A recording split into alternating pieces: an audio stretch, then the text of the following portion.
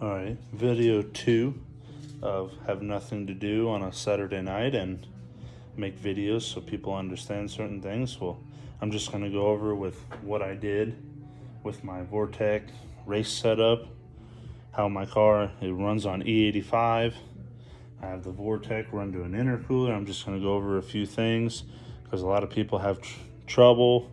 I've heavily modified mine. I've done a lot of milling. I've changed spacers. I've done crazy stuff. I just want to be a help to anyone I can. I've spent a lot of money. I have shelves and shelves of extra parts over there, and I streamlined this process now, and I found, yes, it's a lot of money the way I did things. Some things you're gonna see and be like, oh, I could do that better. Yeah, I built the entire thing on like 1 hour a month at my friend's house. Working out of town, I was working 3 hours one way, had to come home, drive 3.5 hours the other way to work on my car. So there are some things that have been not tidied up yet, but for the most part, I see I can help a lot of people because I have good parts that people want. I'll start with built motor, SVO heads, Ford Lightning stage 2 cams, built bottom end, Manley pistons and rods, forged crank.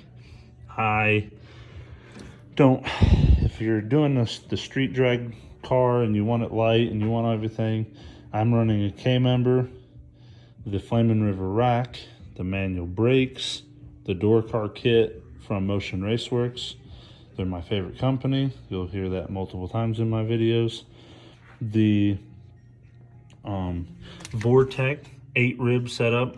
I think the 8-rib setup back, I think I bought it 4 years ago. It was like $800-900. I recommend it. I'm running the 275 pulley on it right now. I run 15 pounds of boost with no slippage. I think it's the 275. I might be wrong. Yeah, I'm running the 275 Vortech brand pulley, not Grip Tech or anything yet. It's Vortech. Every supercharger slips a little, but I have not noticed any spikes or surges. Working really good. Mizzier electric water pump because I'm hardcore like that. I had the one without the pulley. It ran before the 8-rib kit with the electric pump without the pulley, but because the diameter of the 8-rib pulleys are a little bit bigger, the path of the belt came and changed it by 1/4 inch, just enough to graze my electric water pump, leading me to have to buy another $500 freaking water pump with a fake idler on it. See, it just barely touches it. It still spins. And then what else? This is the Vortech V2.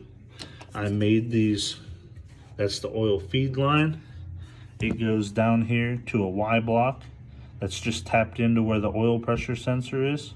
I'll try to climb under the car and show you. Super simple. You just, I actually bought this one from Vortech because someone homemade the last one and the wire or the hose is too short from Vortech. So I bought all their fittings, and it's a Y block with a sensor out the other side. And then straight down is the oil feed for your supercharger. And then the drain comes off the bottom of the supercharger and goes straight to your oil pan down there. And you press the fitting into your oil pan and then it drains. Me and my buddy found that you need to put RTV and 3 clamps on the drain tube because no matter what you do, it feels like it's a bad design, and it does drip a little bit, and it'll leave you a concerning little drippage down there. I went hardcore and went alternator where the AC is, deleted the AC. Race cars don't need that stuff. This is the CX Racing kit. I bought 2 of them from eBay for $99, I think, the intercooler piping kit. That way I had plenty of bends and cuts and stuff like that. Obviously, I threw away their stupid blow-off valve that doesn't work. I'm pretty sure the pop top on a Gatorade works better than that thing, but I just used it for my IAC because at the time I was in the process. I bought a TIG welder, plasma cutter, everything since then, but I didn't have access to welding aluminum at the time, and this was the best I could come up with. It's worked for a year.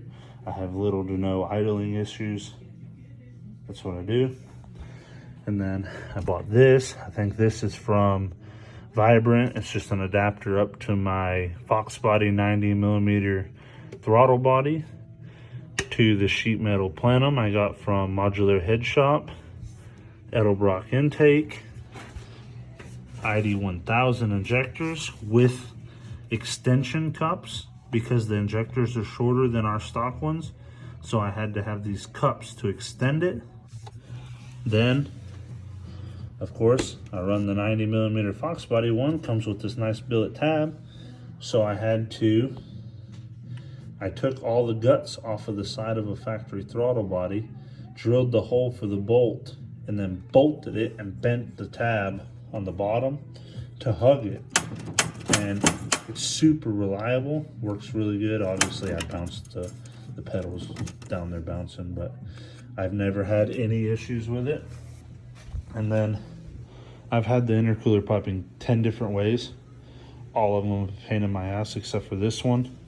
I've had it down the middle, I've had it this way, I've had it go through this hole, this seemed to work the best straight down. I don't like having 90-degree boots because obviously air likes to travel and bounce off of things.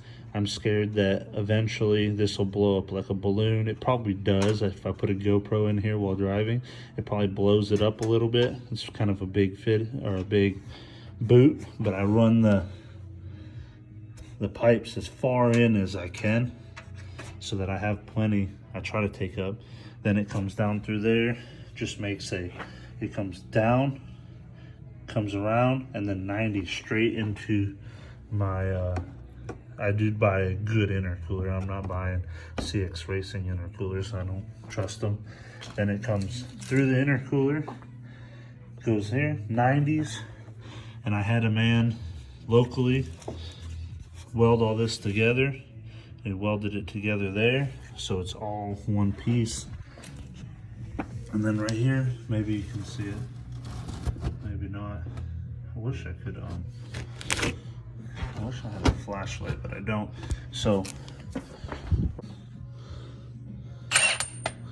you can see I have the Tile 50mm Q series right in the 90 right there at the end intercooler, and then the pipe comes right through here, goes right up into the blower. Everything is I think it's 3-inch diameter, and then the blower is like 2 3/4. It's down a little bit, maybe 2.5. Vortech V2. It's just got like the upgraded bearings where it was rebuilt. It's no big deal. All of my vacuum lines are hard line. I don't like here, obviously this is a nice wicked bend. I don't normally like to use rubber if I can.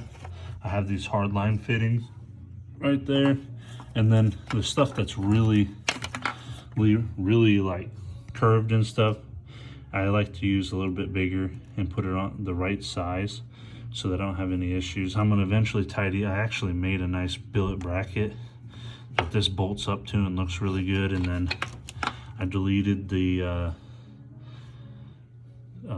pillar gauges in there, so I gotta buy the cap for the bung right there. I just haven't done it yet, but normally that looks really good.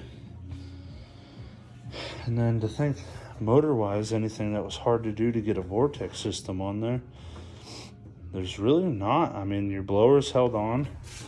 You guys have a different spacer that you buy with your kit. If not, this is a piece of bar stock that I bought at Tractor Supply and just cut it so that it was perfectly spaced. I just measured here, added a 1/16 because naturally when you tighten bolts, there's only 2 bolts that hold your blower on down here. When you tighten those bolts, naturally there's going to be some play, and the supercharger rocked forward a little, so I made this a 1/16 longer. I've seen a lot of people, you can actually see the spacer I put to make it longer. I made it like, I guess that's about an 1/8 longer, because I see a lot of people having problems with just spinning off the belts. I actually went through 2 stock belts before I put the spacer in there. So this is the diameter of the factory one that you'll have. I just added it so that the belt stayed on, especially when I turn 8,000 RPMs and when I boogie. So other than that, other things done to the car: Mac long tube headers, to BBK X pipe, to Bassani exhaust. I was running open headers. I made it a 1/4 mile from the house, wrapped on it at a Terminator, and got pulled over instantly. So I put the exhaust back on it. So it's got Bassani exhaust, even though it's a shame. And I know you hoes are gonna hate me, but it is a real Roush. No stickers. Real Roush. I can put in this video, maybe, if the video doesn't turn out so long, the aftermath of sitting on 15 pounds of boost and smacking the 2-step and tearing ass out of a parking lot. The 2-stepped a little too hard, I guess. Completely obliterated the factory mufflers. I mean, like, literally just the back. So that's my engine / wiring Holley EFI setup. I mean, it works really good. My car makes about 650. I have confirmed. I have dyno sheets for 590 on pump gas. Since then, I've had E85. I run E85, 5 degrees more timing from when that was. So we're assuming now it's about 600, 650, obviously, as long as everything went well, and it makes a pound more boost. So if you have any questions about anything I've done, or need help with anything, or ask me how some things work, I'd be more than happy to make a short video on how all my stuff works. It works together, what I like about certain parts, what I don't like about certain parts. I obviously, over here, I've been through every type of intake, sheet metal, everything for a 2-valve. I have the trick flow intake. I've also run both plenums and throttle bodies, trying everything out. I've run every type of fuel rail you can possibly have, any type of throttle body, mass air sensors, lightning mass air sensors. I found the best was just going, if you have the money, save up the money, whatever you got to do, OnlyFans, whatever you need. But a Holley EFI system is just, there's not even there's no other way in my mind. It's just, I've built these cars for, what is it, 16 years now. Holley EFI is the way to go. I don't even mess with you broke hoes. Just all Holley EFI everything. Well, if you guys have any questions, just hit me up. Please comment, whether it's to roast me. I know my voice is funny. I have Excel coil packs if you need to. Comments, I guess, help a channel. Like, dislike, whatever you feel. Please subscribe. I'm going to post some videos about my car and another car. It's a turbo 4-valve that we're building. And I'll be more than happy to show you guys anything to do with my car. I have no secrets. I've literally done it all myself. So if there's any questions, just ask.